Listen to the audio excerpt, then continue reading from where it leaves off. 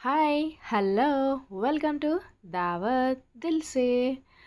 ఈరోజు సాంబార్తో మీ ముందుకు వచ్చేసా. టేస్టీ సాంబార్ నిజంగా సూపర్గా ఉంది.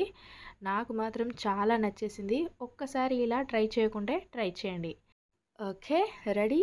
ఫస్ట్ సాంబార్లోకి పప్పు కావాలి కదా. నేను ఇక్కడ 3 రకాల పప్పులు తీసుకున్నాను. కందిపప్పు, పెసరపప్పు, మైసూరుపప్పు, అదేనండి ఎర్రపప్పు. కందిపప్పు కాస్త ఎక్కువ క్వాంటిటీలో, మిగిలిన పెసరపప్పు ఇంకా మైసూరుపప్పు 2 ఈక్వల్ క్వాంటిటీలో తీసుకున్నాను.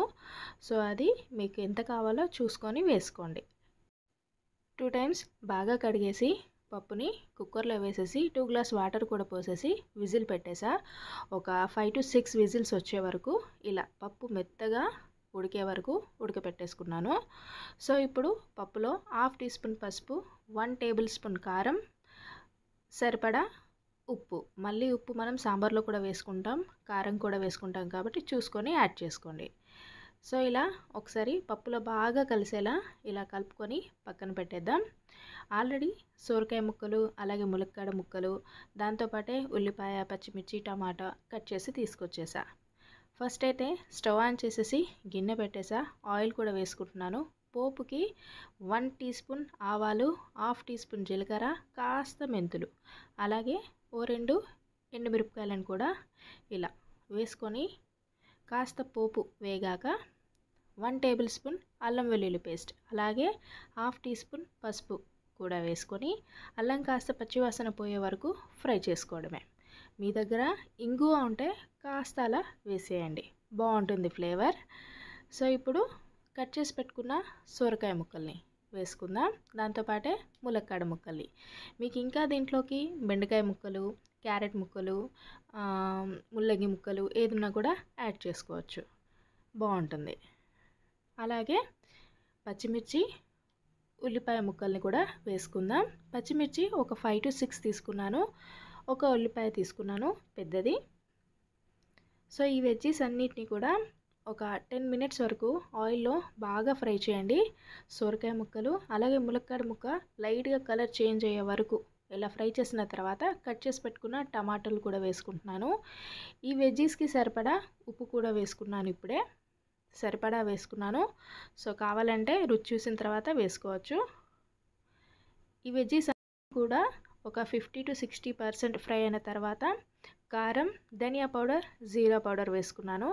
కారం ఒక 2 table spoon, 1 full table spoon ధనియా పౌడర్, 1/2 టీ స్పూన్ జీరా పౌడర్.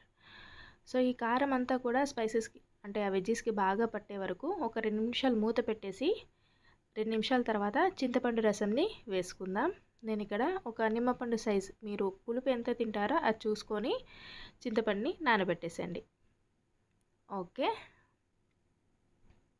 ఇప్పుడు ఈ చింతపండు అంతా కూడా ఈ వెజ్జీస్ అంతా కూడా పట్టేలా ఒక 6-7 మినిట్స్ మీడియం ఫ్లేమ్లో ఇలా ఉడికించుకుంటే ఆ పులుపు అంతా కూడా వెజ్జీస్కి బాగా పడుతుంది. టేస్ట్ సూపర్గా ఉంటుంది. ఇప్పుడు ముందుగా మనం ఉడికించి పెట్టుకున్నాం కదా పప్పు, వేసుకుందాం. ఇదంతా కూడా బాగా కలిసేలా కలుపుకుందాం.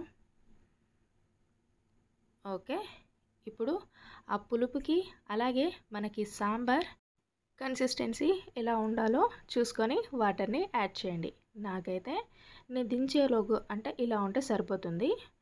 ఇంకా నేను 1 గ్లాస్ ఆఫ్ వాటర్ అయితే వేసుకుంటున్నాను. ఎందుకంటే ములక్కాడ కాస్త ముదురుది, అది ఉడకాలి కాబట్టి టైం పడుతుంది. హై ఫ్లేమ్లో ఇలా కాస్త హీట్ అయ్యే వరకు ఒక 5 మినిట్స్ అలానే మరుగుతూ ఉంటే మనకి ఫుల్గా హీట్ అయిపోతుంది. ఓకే, ఇప్పుడు సాంబార్ పౌడర్ వేసుకుంటున్నాను. మీ దగ్గర లేకుంటే స్కిప్ చేసేయండి, ఉంటే వేసుకోండి. ఓకే, ఒక్కసారి బాగా కలుపుకొని ఫ్లేమ్ని లో టు మీడియం ఫ్లేమ్ చేసేయడమే. ఫస్ట్ అయితే సొరకాయ ముక్క ఎంత పర్సెంటేజ్ వరకు ఉడికిందో చూసుకుందాం. చాలా వేడిగా ఉంది. ఓకే, ఒక 80% వరకు అయితే ఉడికిపోయింది. ములక్కాడ కూడా చూస్తున్నారు కదా. ఓకే, అది కూడా ఉడికిపోయినట్టే, బట్ ఇంకా ఉడకాలి కాబట్టి ఒక 10 మినిట్స్ ఇలా లో ఫ్లేమ్లో ఉడికించుకుంటే మన వెజ్జీస్ అంతా కూడా పర్ఫెక్ట్గా ఉడికిపోతాయి. ఆయిల్ కూడా మనకి సపరేట్ అయిపోయింది. నాకు కావాల్సిన కన్సిస్టెన్సీ ఏదైతే ఉందో సాంబార్కి అది వచ్చేసింది. సరిపోతుంది ఇలా ఉంటే. సో ఈవినింగ్ వరకు ఇది ఇంకా దగ్గరకు వచ్చేస్తుంది కాబట్టి నాకైతే ఇప్పుడు ఇది సరిపోయింది. సో స్టవ్ ఆఫ్ చేసుకొని ఇలా అప్పడంలో కాస్త రైస్ వేసుకొని దానిపైన సాంబార్ వేసుకొని తింటే నిజంగా సూపర్గా ఉంది. చూస్తున్నారా, కాస్త కొంచెం దగ్గరికి వచ్చేసింది సాంబార్. ఆహా, వేడి వేడి అన్నంలో అలా వేసుకొని తింటే ఏం కావాలండి చెప్పండి. నిజంగా సూపర్ టేస్టీగా ఉంది, చాలా బాగుంది.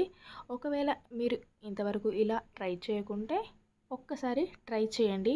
నిజం చెప్తున్నాను, చాలా బాగుంది. ఆహా, అలా అప్పడం పెట్టుకొని తింటూ ఉంటే ఎంత బాగుందో తెలుసా.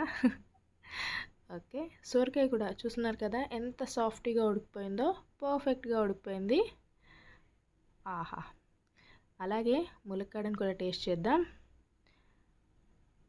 ఆహా, ఎంత గుజ్జు గుజ్జుగా ఉందో.